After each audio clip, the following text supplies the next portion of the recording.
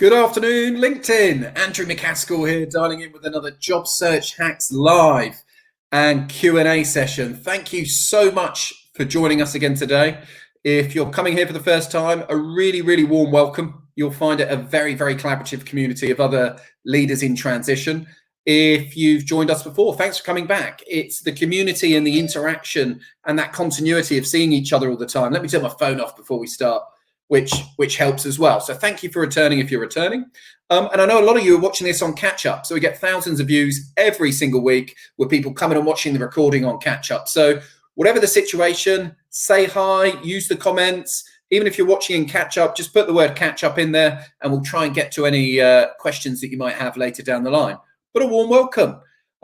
More good news, I think, in terms of the leading indicators in the job market. So we're certainly seeing hiring confidence on the increase, more job roles being advertised, more people being interviewed, and more people being offered. In terms of our own client base, we're up to 17 clients who've been successfully offered jobs so far in February, which is ahead of schedule for our own client base. So I think we're starting to see some green shoots of recovery. Certainly the Bank of England and the majority of the European markets are starting to feel more optimistic. So if you're in the right headspace, and you're doing the right things and you keep at it, I'm really confident for all of you that there's opportunity to be had out there, right? And what we want to do today is to give you those little marginal gains, those hacks, as we call them, at each stage of the process so that you stand out, you secure more opportunity, and also to connect you with others. That's a really important part of what we're doing here today. So if you're happy to connect, just write happy to connect in the comments for me. And anybody else who wants to connect with that individual, all you've got to do is just kind of hover over their picture. If you hover over their picture, you'll be able to click, hopefully, in the stream and connect with them whilst we're live. Looks like there's plenty of new people coming in, already getting some banter on my shirt. I know I would. So I just decided this week I was fed up of wearing all the browns and oranges every single day. And whilst I might not be able to go away for a summer holiday again this year in the way that we would normally be going away for summer holidays, I thought I'm just going to get all the holiday shirts out. So some of my clients have had to suffer almost Hawaiian style shirts this week. But yeah, this is very much my party shirt and it feels good to have it back on. Highly recommend you dress for summer, even though we're not in it at the moment. So how does this all work? For those of you that are new, let me just explain a bit more about the process and what we're going to go through today. So for a start, there's no such thing as a bad question here or a daft question. We're happy to take questions on anything to do with job searching, LinkedIn, interviews, networking, working with headhunters. If you're thinking of going it alone, setting up your own business, we can help you with that.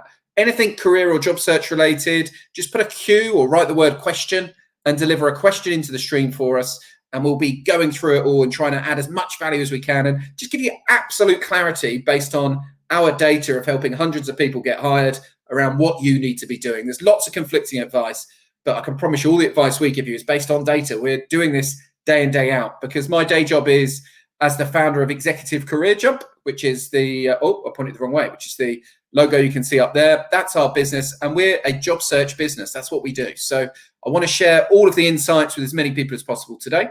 So if you've got a question, just put a Q, write a question for us. Equally, if you've got an answer to somebody else's question, help me out. We tend to get hundreds of comments, believe it or not, in the hour, and I can't get to everybody, and the stream bounces around. So if you've got some value to add or an insight to add, please share your experience. We're all going through this together. It's a ridiculously tricky job market at the moment. It has been for some time. A lot of variables, a lot of competition. Just share your insights with each other. As I said earlier, make sure you're connecting with each other as well. At the very least, I want you to leave today with new connections, a fresh energy, and some clarity on what you can be doing to improve your prospects. So do that as well. It's also really helpful for me if you use the reaction buttons down the bottom here. So the likes, the claps, all of that, because when I watch all of this back, I'm looking at what's getting the big reactions, and that helps inform my own content strategy. And it also helps ensure that I'm getting the right kind of advice out to people at the right moment. So please do use the reactions and help me out in terms of if we share anything that's of a lot of use to you. I think that's about it in terms of instructions. Just enjoy it, be open, invite other people in. Anyone you know who's on the market, I promise you, if they invest the next 45 to 50 minutes of their time. They're going to feel better after this session. We'll make sure of that. So invite other people in for me as well. Share this on your own screens and say that you've joined and make people aware. So what to talk about? Well, just while we wait for a few more people to join and come back in via the links, I just wanted to share a couple of things on interviewing. So I've been doing a lot of interview coaching recently, and there's just a few common themes, I guess, blockers, faults that people have that I want you to be aware of. So the first thing I want to talk about is waffling. And this is really difficult because waffling is the curse of intelligence. Most of you are bright professional people who've got a lot of knowledge, and that's where the waffle tends to come from. So a couple of things to stop you waffling. For a start, when you're answering the question, so if they ask you a question on stakeholder management, use the words that were in the question as part of your answer. So keep referring back to stakeholder management, throughout your answer. That'll tend to help you stay on track and keep your mind on track. Ironic that my mind went blank then when I was explaining that. But anyway, so have a think about that. Have a think about, can I use the words in the question in my answer continuously to keep me on track? The other really good tip is to shorten all your answers, particularly if you're on video interview, but finish on a question. So give them like 3-4 minutes instead of 6-7 minutes, but finish with a question and hand it back to the interviewer. So say, did that give you what you need? Or would you like any more detail on any element of that? What you're therefore doing is allowing the interviewer to delve deeper if they want to find out what they need to satisfy their assessment, And so it will get a better dynamic going. It will stop you waffling. It will keep it two-way, and it will make sure you're delivering exactly what they require. So have a think about that in terms of waffling. The other thing to really watch out for is the airing your knowledge bit. So, people make hiring decisions emotionally and then justify logically. Get your head around that, but I promise you it's the case. So you need to be careful about going in and airing your knowledge. Sometimes you might be interviewing with an incumbent. So you don't want to be talking to somebody who's currently doing the job about everything they're doing wrong. You don't want to be, giving the impression that you're going to throw the baby out with the bathwater and change everything on day one. You don't want to be doing big, elongated, academic style answers where you show people how clever you are. And you don't really want to be getting into, whilst you can challenge in an interview, you don't want to be getting into too much contested, heated debate. It's going to be easier to drive change from inside an organization than outside it. And an interview is not a good time to air your knowledge or get into too much debating around things that you might not philosophically agree on yet. Okay? You can win the argument, but lose the job very, very easily. So there are a couple of different things I want you to think about there. And I think we've given everybody enough time to join. So without further ado, I'm just going to log into my other screen, as always, make sure that we're all up and running and that we've got people with us and all of that. And then what we'll do is we'll just get straight into the questions. My aim today is to get through as many questions as we can. Wow, 227 people already on here, which is fantastic. The record last year was 290, and I think this is going to continue building. Tell people for me, if we get to 300, I don't know what I'll do. I've got to be careful here about what I commit to, but I really want to get to 300. That's been my goal all along. So amazing start. Thank you so much for investing the time. Let's get into it. Nice to see you all here. The winner of the first comment race, Dave Obspawn. Well done. You won that this week. Congratulations. Thank you for joining us. Sanatul's back in here. Always has some really good questions for us. Gabriella, Simpui, Sarah Milson-Jones has come back for the third time. Thank you for returning. I've seen some good interesting LinkedIn posts from you. Say hi. Christopher Capon's here. Simon Dawson, Matteo, Raji, Chris Lawn. It's a blast from the past. Good to see you, Chris. Thanks for joining. Neil Young's here and happy to connect. He's one of the Career Jump Club guys. So he knows a lot of good stuff, and hopefully he'll chip in with some ideas today. Tim Armour's joined us. Mondi's come back in to join us. Fantastic. Helen, Emma, hello. Cosmin. As I say, just a tremendous turnout. Sophie Buck's in here with a thumbs up. We like a thumbs up. Very good. My friend Jonathan Moon's joined us. Darren Everard's in, who's a really good guy to connect with if you're looking in the industrial or manufacturing markets. In a world full of recruitment sharks, he's one of the genuinely knowledgeable and values-driven, outcome-driven type recruitment business owners. So get after him. Brian Pressy's in here, top CX guy, did a great flare post. So for those of you who hear about flare posts on these streams, Brian will tell you some of the stats. He's had 13,000 views on his Flare post. So remember, a Flare post is you go out and you do a post to your network to just make it clear that you've got capacity right now. Yeah. So this is an update on my situation. I'm looking to get back getting back to what I do best. I'm already in some good conversations, but if you come across anything, let me know. That simple Flare post has delivered leads, views, interaction, all sorts for Brian. So check his out after this stream if you want to find a good one of it. Question, is this your birthday? No, my birthday's in November. Job search related, please, Tammy. Natasha, hello, how are you? I have a video interview this afternoon and wondered what tips and advice you can give. Yeah, well, I could give what I have done with the Executive Career Jump Club members. We've done an hour on this, but I'll try and give you some top line stuff. So what do we need to think about in terms of video interviews? Well, for a start, use the Post-it note trick, okay? So there are loads of negatives about video interviews that are obvious, but the big benefit from my point of view is that you can have prompts all around here. So you can stick them to your actual laptop or on the wall behind you, and you can have prompts. So it could be stats, data, your answer to the obvious questions they're going to ask. So get that prep in before the interview and get some Post-it notes around to help you access that information, which obviously you can't do when you're in person.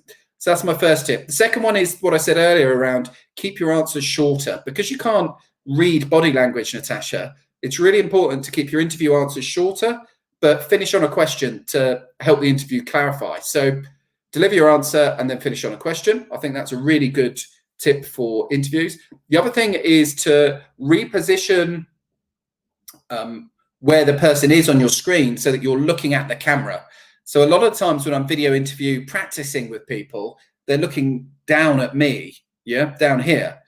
So they're answering down here. The trouble with that is whilst that feels natural, you're not going to build up rapport. Where we need to be is up here, bang into the camera, delivering our answers. So some of the Exec Career Jump guys put a dot next to their camera to remind them to look there, or they move the screen, minimize the call on their screen and move it into the center and upwards so that they can look at the person and the camera at the same time. Whatever you choose, the point being, it's really important that you keep looking into that camera. Definitely check your connection as well. You need about 1 megabit per second in order to get good video. So trial the software, make sure you've done a practice run through. And then I can't talk about interviews, video or not, without reminding everybody of the golden question. So there is one golden question that will transform your interview performance, and it is this. And you need to ask this question within the first 90 seconds of the interview. Okay, Natasha? So really early on into the interview, just say to the interviewer, thanks for meeting me today. Just before we start, for some extra context, if you were to fast forward 12 months, what would have to happen for you to feel like this hire had been an overwhelming success? Yeah, that is the golden question. Anyone who's been following me for a while will know about that.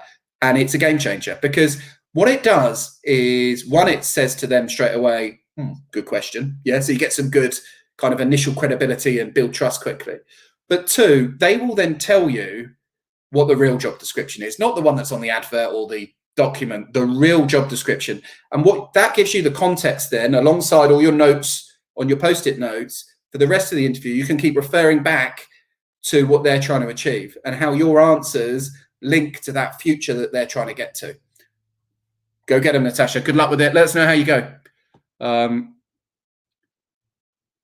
Hey, Vina's in here. Paddy's in here. He's happy to connect. Definitely follow that. Rodney, hi Andrew. What's your your view of the benefits of LinkedIn Premium? I don't have it, and I'm just about to tick over 71,000 followers and live on LinkedIn. So that should probably tell you something. I don't really see too much benefit at all. I think LinkedIn Premium is useful if you're in a BD role, but not necessarily huge for job seekers personally. Emily, I have a second interview with the CEO next week. How would you approach this different to a first interview?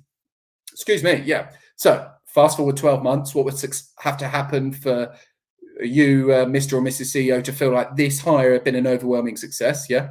So that's the first thing. Second thing to remember is these interviews are never a rubber stamping exercise. People talk about, just have a quick chat with our CEO. It's never just a quick chat, right?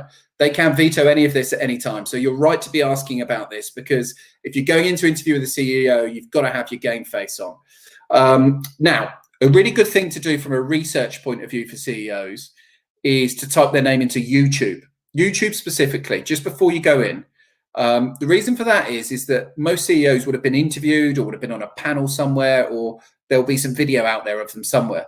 And being able to watch videos of the person that you're going to meet is going to be tremendous. It's going to be really, really good, because what you'll tend to find is that you can garner a lot more about what's important to them, about their language. You'll see them talking on particular topics that you can maybe ask questions about. So that's it from a research point of view. When you're in the interview, CEOs tend to remember and be more interested in the questions you ask rather than the answers you give. And that's a big thing to think about, because a lot of people prep their answers, and rightly so. You should be able to tell your story really concisely. You should be able to identify your strengths and weaknesses. You should be able to run through some stuff that's happened in the past. But most importantly, you've got to have 5 absolutely high-class questions answered, and they've got to be really tailored, really specific, and show a great thought process. Yeah. And I would go with, good questions for CEOs, for any kind of hiring leader really, but particularly CEOs. Let's give you 3 examples. I kind of put them in the 3 buckets. So person, strategy, market. Okay, a question on the person, a question on the strategy, a question on the market. So a good question on the person would be, I noted you had a really good background at Vodafone prior to joining this organization. What attracted you to go on this mission, and what's your vision for where it can go in the future? Yeah, so really personalize it to them. I think that's a really good one. In terms of the strategy, I would say I read about your recent launch of the XYZ product into Europe. What do you see as the major challenges in that product getting the traction that it needs? Or what do you see as the major threat in terms of some of the more agile startups that are entering our space at the moment? Yeah. And then in terms of the marketplace, you can say, I've noted a big trend of people talking about how AI is going to affect our world. What's your take on how AI is going to affect our world, and what kind of steps are you going to take internally to protect the business against some of these more disruptive technologies? So ask about the person, ask about the strategy, ask about the market. And the other one, I guess, would be culture. So one on culture that I like, which I hope helps you, is I noted that your values are collaboration, innovation, and integrity. Talk me through why they're important to you and how they play out in the day-to-day running of the organization. Okay? So don't go in there assuming that it's going to be one-way traffic where they're asking you questions and you're answering. Most CEOs, they know that you wouldn't have got in front of them unless you were good at your job. Okay? They know that. So what they're looking to assess is fit, trying to get under the bonnet, trying to work out whether you know your stuff and whether they could see you operating within their baby, which is their organization. And they'll judge the questions you ask more than the answers you give. So if you remember one thing from that, ironic how much I'm talking at the moment based on me telling everyone to be concise on video, but I just want to get as much much content over to you as possible. The number one takeaway, if I was to executive summarize that for you, they remember the questions you ask more than the answers you give. So who else is in here? Let's see what other questions we've got. Shweta, how are you? Thank you for the question. Is it okay to add the interviewer to your network? It's more than okay. I would actively encourage it. From what I've seen, it's an opportunity, particularly if you've got a strong LinkedIn profile with recommendations, with some content going through it. It's a strong opportunity to differentiate yourself, and it's kind of personal branding that hopefully they'll have a good view of you before and during the process as a result of that connection. So yes, no problem with that at all. If they don't want to accept, then they won't, but no harm in that. Christopher's here. Good to see you, sir. Another guy who's worth following. Does good LinkedIn pictures as well, if you're interested in LinkedIn pictures. Simon Joyner. How many articles posts is too many? Just put a Q or write question before questions for me, gang, because it just helps me pick them out. But I saw Simon, so I'll put it up here. 260 people. Wow. Absolutely fantastic turnout. Who knows? The 300 will come at some point. So how many articles posts is too many? Well, that's a tremendous question. So there's been some data that's come out recently about the 4-hour rule. So the historical 4-hour rule, Simon, was if you do one post, don't post again within 4 hours. Otherwise, what tends to happen is LinkedIn kills the engagement on your previous post. So if you imagine you've got a network of people, you do a post, you then post again really quickly. The original post won't get as many eyeballs as it would have done. So one, just from not wanting to flood everybody's feeds or to be over active on there, I don't think a volume's very good. But two, actually, it dampens your content if you're doing too much. And actually, the most recent guidance is that you should only post once within 24 hours. So I think, anything more than once a day is too many. I recommend 2 to 3 a week would be good. And, we have a structure we use that I'm happy to share. So I would do a commentary post, which is where you commentate on your industry. I would do a championing post where you champion a cause or champion your audience. I would do a capability post where you show what you can do. If you do those 3 every single week, you're going to be in a relatively good space. You're going to be front of mind. People are going to be thinking about you when opportunities come up. You're going to make new connections, meet new recruiters, all of that stuff. Okay?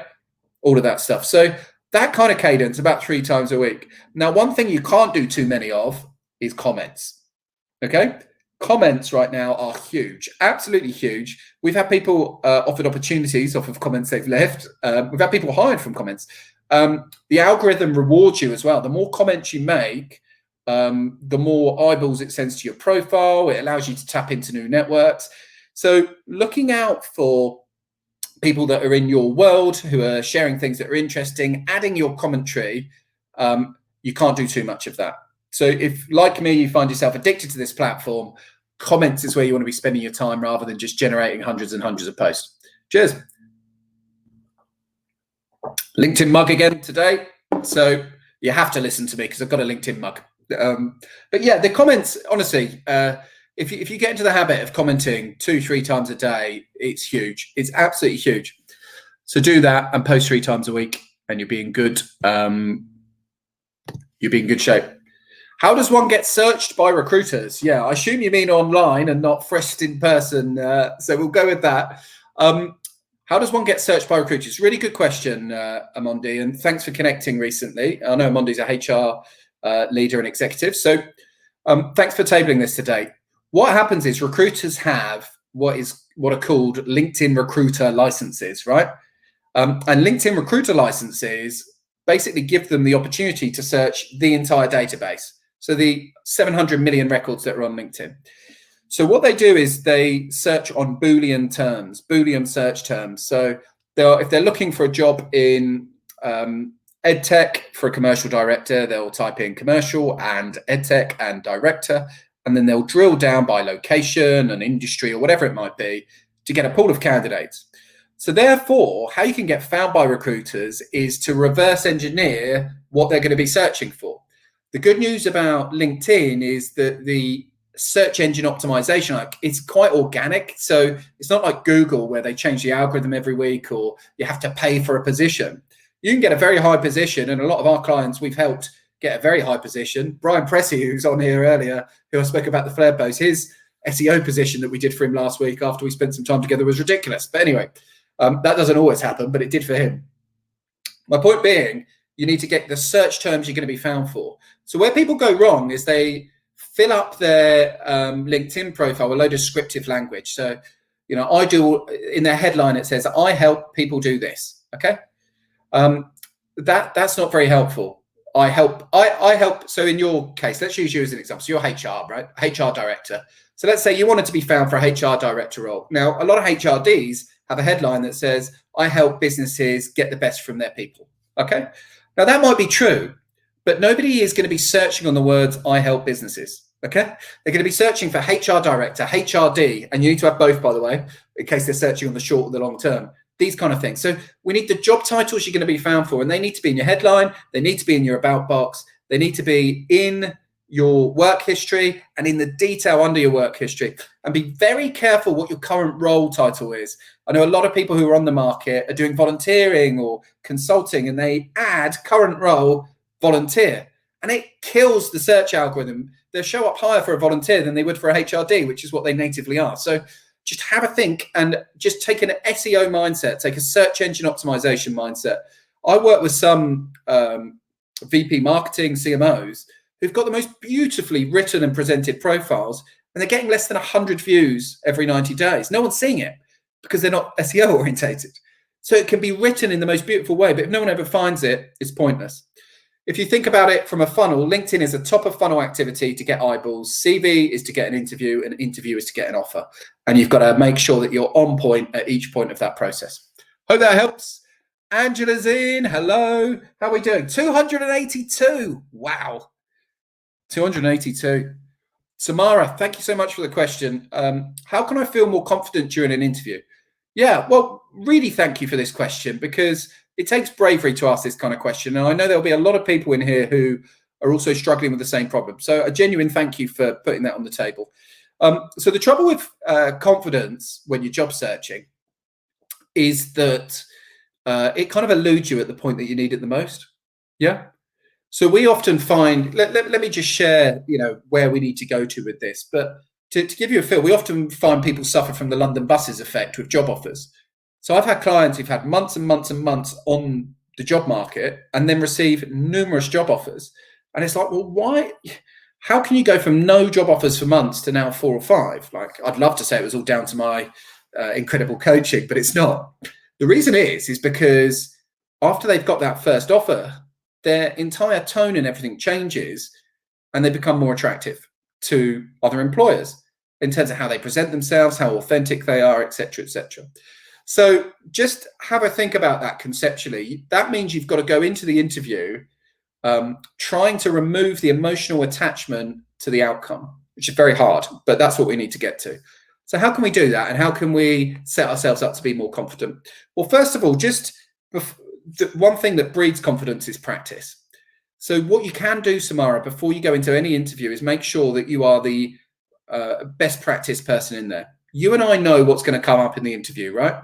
We know that you're going to be asked to talk through your CV. So practice that in a way that you know it and you're not having to think about it. You know that you're going to be asked why you left your last role, why you want to leave your current role. We know that you're going to be asked, why do you want this job? So you need to have a really good answer for that. We know you might be asked about strengths and weaknesses, and it's very likely you're going to be asked some competency stuff about things that have happened in the past. Now, you can either go in there and try and recall all that information and blab through it, or you can spend the next few days nailing every single element of that down so that it becomes autonomous, and none of these things are ever going to throw you off because you know what's coming and you're just ready for it. And you've practiced it, you've done a dummy interview with a friend or an ex-colleague or a mentor, where you've gone front to back on some kind of role play, going through all of these things. You've rehearsed it, you've refined it. So you're going in confident that at least you know what's coming and you know what your answer is going to be. The other thing is just to reframe the interview dynamic. So again, it's really important, and I do a lot of work trying to educate clients on this because not all of them take the right approach. We're at 296. We're at 298.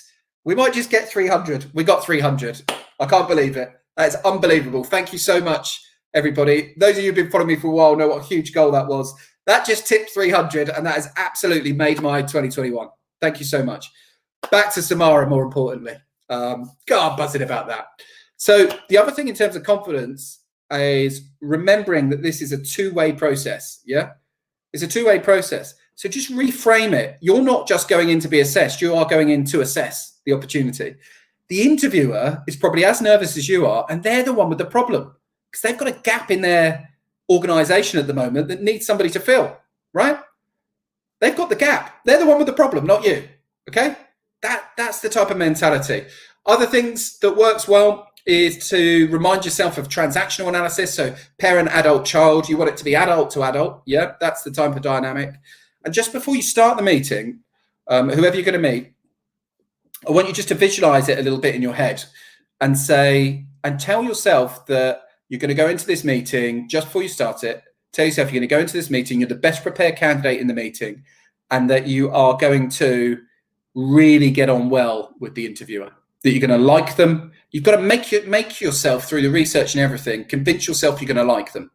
And why this works really well is that when you start talking to somebody at interview that you've decided you're going to like, you'll tend to smile and they'll tend to feel it that you like them, right? We all like talking to people that clearly like us. And guess what? We then tend to like them back. So that's another way that you can do it. Loads of content in there, loads of ideas. I'm getting loads of thumbs up for the fact that we tipped over 300 as well, which is awesome. So thank you for the support. And look, Samara, they're the one with the problem. You keep your confidence intact. You've got a lot of value to offer, I promise you. Your job status doesn't define your value, guys. I promise you that. Stephen Cox is back in here. He always offers free CV reviews, completely free. So take him up on that if you want your CV reviewed. It's a fantastic offer. Trishan, thank you very much. Oh, it's Thishan. Sorry, not Trishan. Thishan. Hope I've not butchered your name there, mate. Best practice for reaching out to recruiters for advertised roles. Yeah, well, best practice to reaching out for recruiters is to apply and make sure you've got an ATS-friendly CV and to link in with them. But wherever possible, if you know who the client is, the best practice is to go up to the line manager themselves, send them a voice note, get introduced via a mutual acquaintance, and tip those odds in your favor, because you've got less than a 1% chance of getting hired via a job advert at the moment. You've actually got less than a 1% chance of interview, would you believe? It's savage. So wherever possible, find another angle. Glenn, how are you, sir? Another one of the Executive Career Jump Club members. Top CX guy. Really good networking guy as well. You should definitely link in with Glenn and follow him if you're not doing so already. What are you using for your subtitles? Is it for use on StreamYard only? Looking to get back into video flare posts. Yeah, good man, Glenn. Let's get your videos out there. That's fantastic. So what are we using for subtitles? So there's an app that I use called Zubtitle. So it's Zubtitle. And it's one of those kind of AI-based things whereby you just upload the video clip and it auto subtitles it to about 80-90% accuracy. You have to go through and change a few bits. And then you can also put the border around it, because on LinkedIn, you want it to be square. So you change it to a 1:1 dimension and you can put a headline in it. So Glenn, you would have seen with a load of the Executive Career Jump members, I've been helping them reformat how they go about what they're doing on the video. We'll be getting loads of content out. So Zubtitle is the one, and it's good. Who else is in here? Rehab's in here. Thanks again for joining us. This is good. Laura's joined us. Hey, Laura. I've interacted with Laura in Clubhouse. Again, really talented talent acquisition and people professional on both sides of the hiring equation. Definitely somebody to link in with. Nice to see you on a different platform. Get onto Clubhouse if you're not already. I've got a bunch of spare invites. So if you've got an Apple phone, because it's still only on Apple at the moment, let me know and I'll get an invite out to you. What else we got? Shweta, how are you? How to ask for feedback and follow up without coming across as desperate. Yeah, so two different things there, feedback and follow up. So follow up to interview, the best way to get an update is actually not to email saying, have you got any update? Okay. At all times in the process, you want to be trying to find a way to A, stand out from everybody else, B, influence and add value if you can. So the best way to get an update or to follow up would be to send an email saying, hey, I hope you and the team are keeping well. I really enjoyed meeting you last week. By the way, I've just come across this article that really relates well to the discussion we were having. So I've included it below and I hope it's of interest. Keep well, Shweta, right? So do you see what we've done there? We've kind of put ourselves in the inbox. We've wished them well. We haven't chased them or pushed them along, and we've delivered something of value. The law of reciprocity is the more you pay into the ecosystem, the more it pays back. That is the best way to play it. So that's how you do it. In terms of feedback, I've been getting into some really heated debate with people that don't believe candidates should get feedback and that it's a risk to organizations, which for me is way off base. They lean on things like, oh, we might get sued. It's like, well, as long as you're not doing anything illegal, you're not going to get sued. Then they go to, well, sometimes candidates are really defensive when you give them feedback. So yeah, true. Well, they're going through a stressful time. But, you know, my opinion on that is if you can't deal with the occasional hard conversation, you should be in leadership. And some people have got upset with that view, but that is my honest view. So look, we'll keep flying the flag for getting people more feedback and getting the insights that they deserve. I believe if you invest the time in the process, they are not obligated to hire you, but they are obligated to give you something you can work on. And that is the key. So rather than asking for feedback, Shweta, whereby you'll get all the generic crap around, oh, you were really good. They'll try and give you happy ears. You know, you were great. You were just picked at the post, all of that rubbish. Go back and ask them for 3 things to work on. Say, well, it was a pleasure to meet you. I wish you all the best with the hire. If anything additional comes up within your organization, I really bought into your values and your vision, then I'd like to hear about it. And if you get 5 minutes, I'd really appreciate 3 things that you believe I could work on before my next interview, and get them to deliver that to you. But don't accept this rubbish. Like, get the feedback you deserve, everybody. Okay? I'm a big believer in that. Ferris, Jackie, Lawrence is in here. Another question. Vocek, how are you? How do you approach the salary expectation question? Do you go higher than what you expect? Yeah, this is really difficult. And what's annoying about this situation is that typically companies try and get you to disclose before they've told you what the range is, right? Which is a killer, because you have this exact problem. So the first bit of advice on this is to try and get the range first. So seek clarification before you proceed. Same as the interview talking we were discussing earlier. Seek clarification before you proceed. So how do you do that in terms of salaries? Well, if they said, what are you after? The type of response I like is, well, I'm happy to accept market rate. Where are you guys pitching this? Yeah. So what's your salary expectation? My salary expectation is market rate. What are you expecting? What are you expecting to invest in this role? Yeah. That's my ideal. That's my ideal. If they don't give you a range, if they're not being open about that, if you ask them a number of times and you can't get the range, then you need to give a middle number, which you've probably got about 5 to 10% wiggle room on. So don't go in with the lowest that you'll possibly accept, but don't go way higher either. Like a middling number. So if you're happy to accept, 80 to 90K, say 85. Like, going in the middle of your own range in your head. But wherever possible, don't lay your cards first, even though they are sneaky and trying to make you do so. Will Summers is in here. Top guy to follow as well. Neil's in here as well. Another one of the Executive Career Jump gang. Getting loads of love for the shirt. Yeah, thank you. It's a favorite. It's a big, big favorite. It's the party shirt, as I say. Putting on some party shirts and Hawaiian shirts this week has helped lift us into the holiday mood, which is good. Still 290 odd on here, guys. What a turnout. Tammy, I have an interview next week. This will be my 4th, and need the confidence to bag this one. Yeah, so I think we've covered a lot of that already in this session, Tammy. So hopefully you've been taking plenty of notes on our previous answers. We spoke about confidence earlier. One tip I would say on the 4th interview, if you can get clarity before you go in around any concerns they might have. Yeah. So I would be tempted before the 4th interview to send a note to the recruiter or send a note to the hiring leaders you've met so far and say, really looking forward to the 4th interview. Be great to know ahead of time what your major areas of concern are, because then you can address those directly. And by then, they will have concerns. There's nothing unusual about that. You'll have concerns. They'll have concerns. So just find out what they are and address them directly. Plus all of the other kind of tips and stuff that we've been talking about for the last half hour or so. Sophie, hey, how are you? How soon after sending in an application should you follow up, and any tips of best way to do that? Yeah.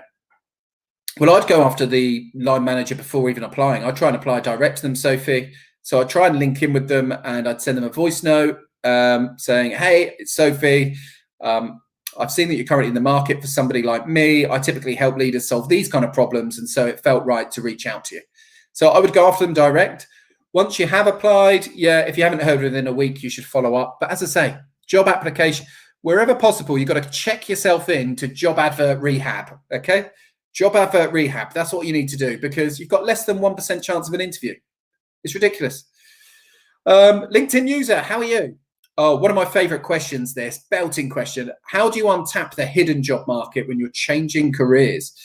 So the hidden job market, just to clarify this a bit further, actually just refers to jobs that are never advertised. So it's not so much that they're hidden, they're not advertised, right? That's the status of these jobs. And so there's a number of ways you do this. One, you've got to make sure that your LinkedIn profile is fully optimized for buzzwords and SEO compliant, so that you're driving inbound opportunity to you. 2, another great way to access the hidden job market, and by the way, I've got a book coming out, going to be published in the next 6 to 8 weeks on this exact topic, is to add value to as many people as possible. So rather than going out to your network and trying to extract value, saying, let me know if you've got any jobs and here's my CV, like, just find ways to add value. Yeah. Find ways to add value. So if you are in customer experience, go through a company's customer journey, type it up and send them your notes. If you're in websites, review their website, type it up and send them your notes. Whatever it might be, find a way to add value to the target accounts, and people will then create roles that never even existed for you if you get it right. So that's another really good one. The other way to access the hidden job market is to have a really clear commitment to a personal branding strategy and a content strategy. LinkedIn is the biggest organic marketing opportunity that exists. And it's a career defining opportunity right now. I go on about this all the time. And the people that really take this advice and go for it never look back, because it's huge. The reach on here is huge. Over half of the people that got hired in our ecosystem last year, the hundreds that got hired, it came directly from LinkedIn. So by making sure that you're delivering content consistently, you're doing those comments consistently, and you're operating in the LinkedIn ecosystem, you're just going to get a heads up on jobs before they even become jobs. That's how you do it. Hey, Carlo's joined us. He's in Texas. I love the international reach to these sessions. James has joined us, top talent and people director to follow. So get in with him. What else we got? Jonathan, how to see it? Good to see you. Answer the question asked. Referring to keywords is a great tip. Yeah, glad that resonated, mate. Really helps keep the wandering brain on track, that one. Insightful and airing knowledge. Honestly, do not air your knowledge. An interview is not the time to air your knowledge. Yeah. It's really not. It's really not. People make interview decisions emotionally and then justify logically. Take that away from today. That is so important. Okay. It's so important. Airing your knowledge is one way to, as I say, win the argument and lose the offer. Don't do it. Julie, how are you? Nice to see you. Thank you very much for the question, and thanks for joining me and the 280 to 300 old people that are on here. Fantastic turnout. Looking for some hints and tips as currently contracting on a limited company. Want to get into a portfolio of clients to support a limited company structure for me going forwards. Thanks. Yes. Okay. So a lot of people in this situation, aren't they? Whereby they are currently a contractor, but as a lot of you know, the legislation is due to change. Now, it was due to change last year and it didn't happen. They kicked it down the road. And secretly, I think a lot of us are hoping that happens again. But as it stands, it's changing. So how do you get more into portfolio? It's a really good question.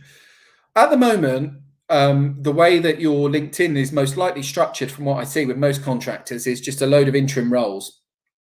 And the way to get into portfolio is to focus more on the company that you've been running. So rather than just splitting out all the roles, consolidate your contracting experience into one update under your company name and make it clear that you that you work across a range of clients. So successfully spotted the opportunity to set up my consulting company in change management, winning assignments with the likes of, and then list out who you've worked with. And in the title, you want to write portfolio on demand is a big one at the moment. People looking for on demand people. So it's more flexible arrangement, portfolio on demand, consulting, advisory, and NED. So it's a rebrand from interim manager, which is somebody who does a perm job on an interim basis, all the way over to consultancy. And that's what you need to do. You need to become a professional services company rather than an interim. I hope that sparks some ideas for you. I really do. Oh, wow. I can't keep up with this stream. Someone said you hit 300. Yeah. Yeah, 301. Is that what we did? Get out there. Love it. Absolutely love it. I've just lost a load of questions in front of my eyes. I don't know where they went, but I'll keep going. If you've got something that's really important to you, please repost it and I'll try and get to it. But the questions are just disappearing off the screen. It's nuts. How to prepare for an interview on short notice? Yeah, get your practice in, get your research in, go to YouTube and ask the question, fast forward 12 months right at the start. Lots of people congratulating everybody on the goal. I think it's a shared goal. What a community that we've done. Will you have a 300 mug next week? Maybe. We'll see. Sean, how are you? How would you cover off the reason for leaving a prior role was due to cultural differences in the organization? Yeah, brilliant. Brilliant question, Sean.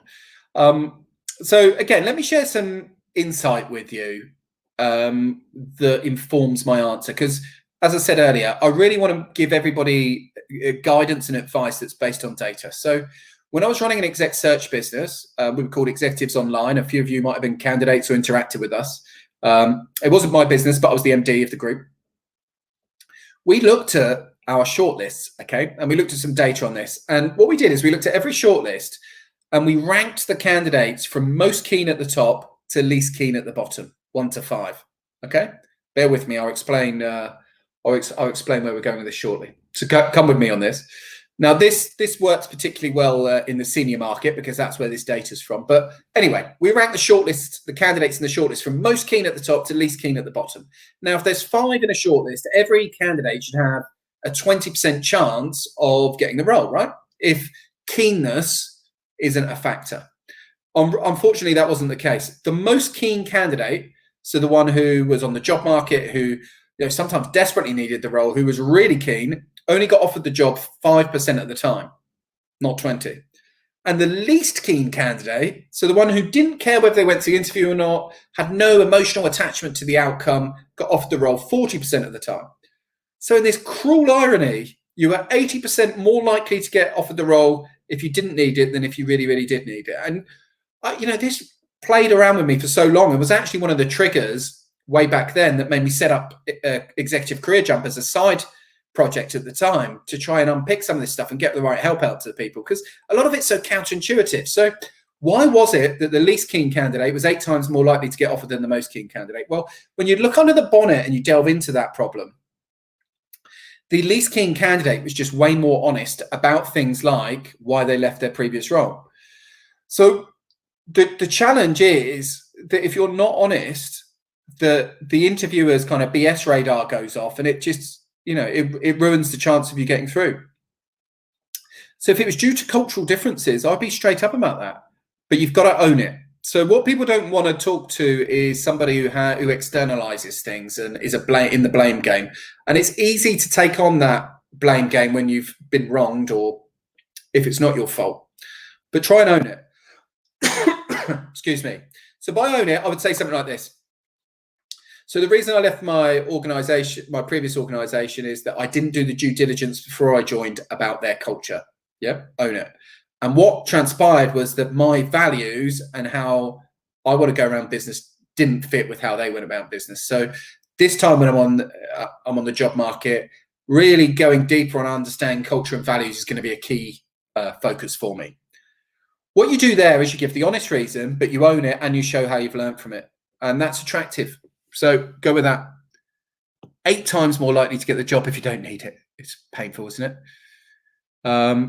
Stephen Merter's in here. Top guy to follow and link in with, as is Vina, another one of the Executive Career Jump members. Thanks so much for joining us, gang. Dylan is a top Chief People Officer, HRD, just launched people.io, which is an exciting new startup in the scale-up space. So make sure you're connecting with Dylan. Top guy in that world. Chris Harding. I've had a varied career, differing roles across different sectors. One interviewer described me as a jack of all trades and probably master of none. How would you respond to that?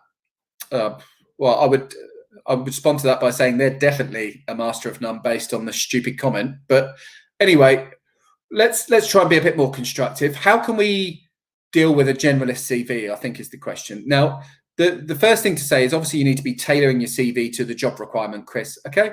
What the recruitment world wants to do is pigeonhole you. It's so frustrating, right? Because most people, you can't pigeonhole. There are a whole breadth of different things that's gone on. So forget the pigeonholing, but you do need to tailor your CV for each requirement. That's clear.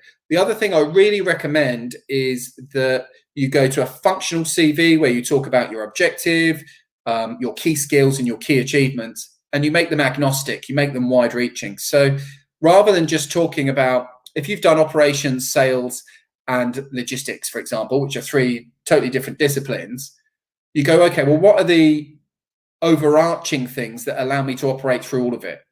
What are the unique blends I bring that set me up for success in that scenario? And it could be that your ability to get results through people, or your ability to be both strategic but also execute and be tactical, or your ability to be both analytical and creative. Yeah.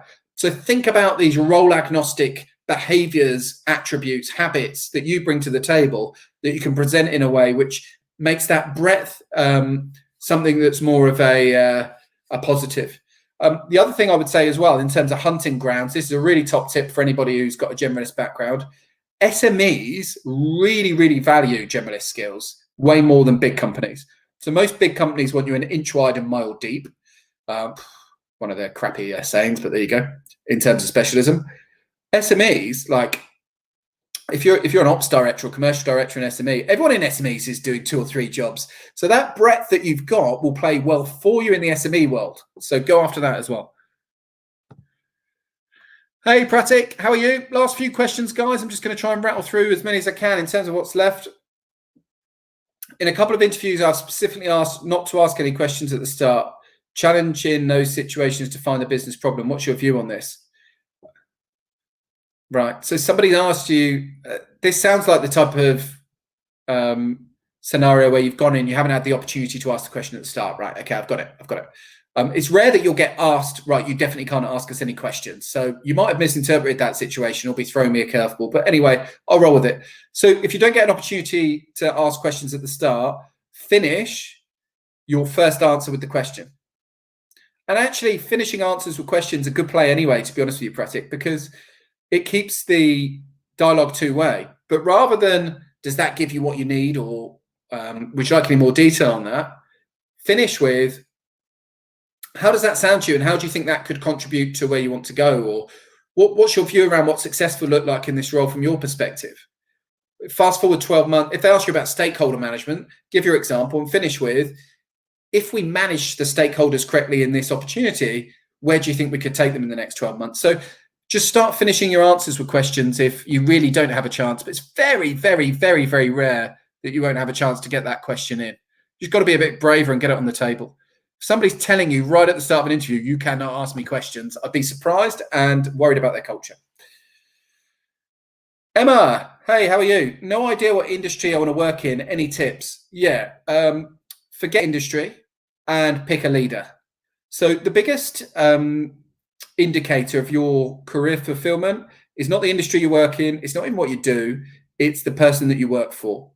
People join industries and brands and leave leaders. So if you're not particularly emotionally tied to any particular industry, work out what type of leader gets the best from you. And that's the important thing, the one that gets the best from you, not just the one type that you like. They're different, subtly different. Work out what type of leader gets the best from you, and then identify those people and approach them and say that you are specifically interested in working for them because of X, Y, and Z. That will give your career more fulfillment and advancement than any other strategy in terms of go-to-market. Brian Cox is back on with a question. Covered up my nice shirt, Brian. Come on, mate. I got a half-hour informal chat. Right, there's no such thing. That's my first point.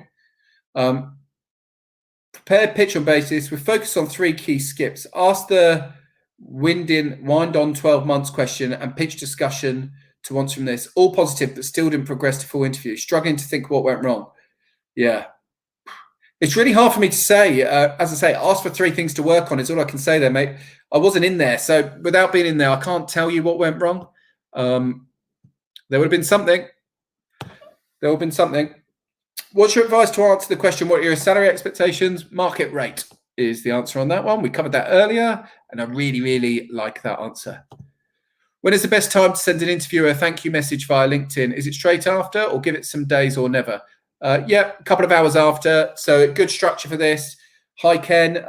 Thanks for your time today. I'm even more interested in the opportunity than I was because, and then really specifically explain why you're interested. I also think upon reflection, I might have been able to answer this question a little bit better. So here's my additional thoughts on this. Let me know next steps.